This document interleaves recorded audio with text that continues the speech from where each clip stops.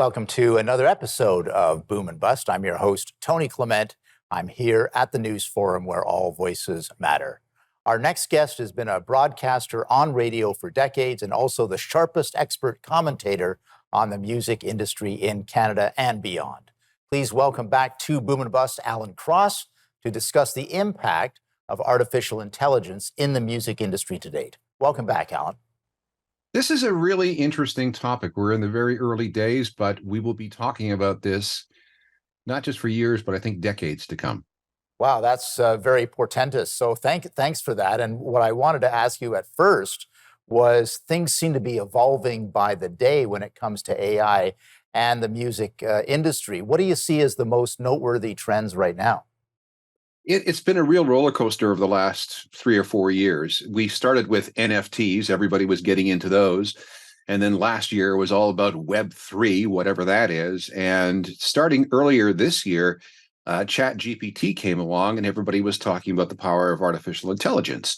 So this seems to have soaked up an awful lot of oxygen in the music industry because of what it could mean, the jobs it could cost, the creativity it could open, and just the uncertainty of things like copyright and awards programs and all the other things that are going to be impacted by this new technology.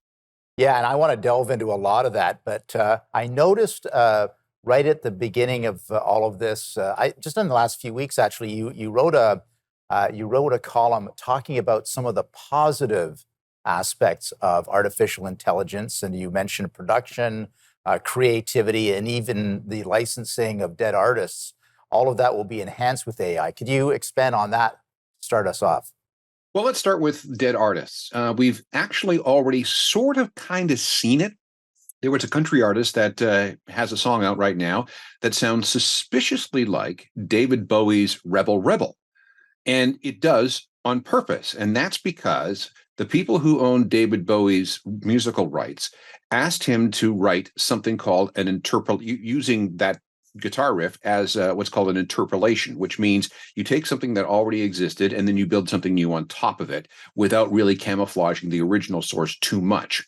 So the idea there is to continue to introduce David Bowie's music to a new audience, a new genre for years and years and years. So it continues to generate income. And David Bowie on this new country song is listed as a co-writer, even though he's dead. Now, that's something that happened in the real world. But what we can do with artificial intelligence is you can take the style of any artist that you want to name, and feed it into one of these programs, feed all their music into one of these programs, and it will look for data points that make this music unique, that give it its DNA. And then the program will be able to create a new piece of music based on that DNA. Now, this is not creativity.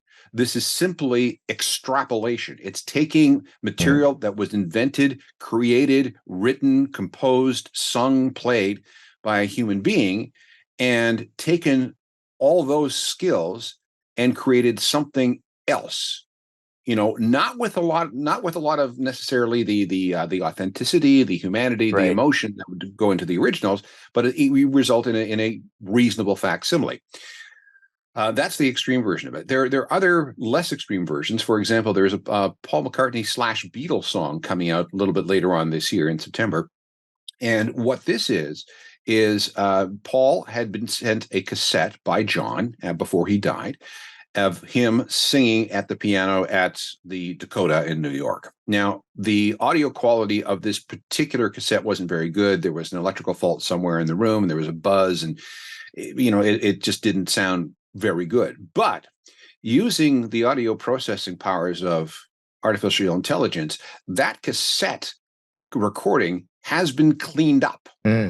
The bad stuff has been taken out. All the buzz and the hiss and everything else has been cleaned up and has been put into a brand new song. Now, this is still John Lennon. This is still John Lennon singing. This is still something that John Lennon composed and played. But what it is let's call it a surgical excision of a bad recording a Right. bad audio recording, an inferior audio recording, and cleaning it up for the rest of the world. Now, we saw this. This is a direct line from the Beatles' Get Back Right. documentary, where Right. Peter Jackson took these really awful mono recordings that were recorded in 1969 and Right. turned them into something Multi. multi-channel and fantastic.